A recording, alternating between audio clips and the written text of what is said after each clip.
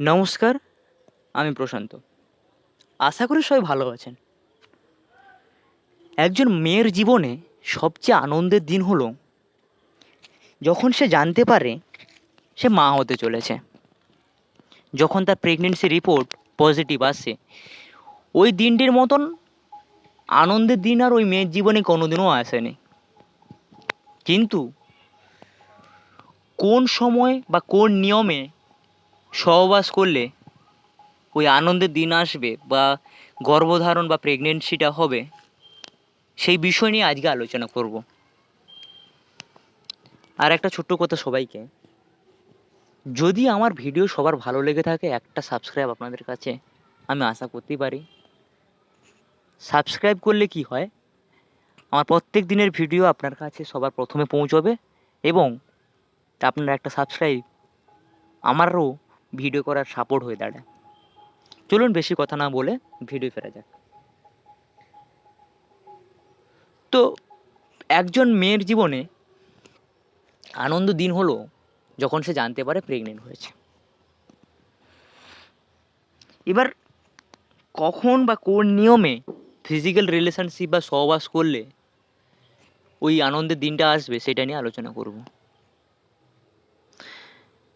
যদি কোনো মেয়ের মাসিক বা পিরিয়ডসটা 28 ডেজের সার্কেলে হয়ে থাকে, প্রত্যেক মাসে তার 28 ডেজের সার্কেলে তার যদি স্বাভাবিক সুন্দরভাবে পিরিয়ডস বা মাসিক হয়ে থাকে, তাহলে পিরিয়ডস বা মাসিকের 10তম দিন থেকে 20তম দিনের মধ্যিখানে যে 14টি দিন থাকে, এই 14 দিনকে আমরা বলি ওভুলেশন টাইম।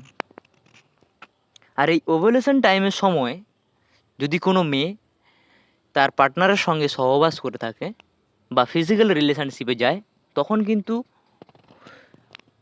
গর্ভধারণ বা প্রেগনেন্সি হওয়ার চান্সটা অনেকটাই বৃদ্ধি পায়। ওভুলেশন টাইম জিনিসটা কি?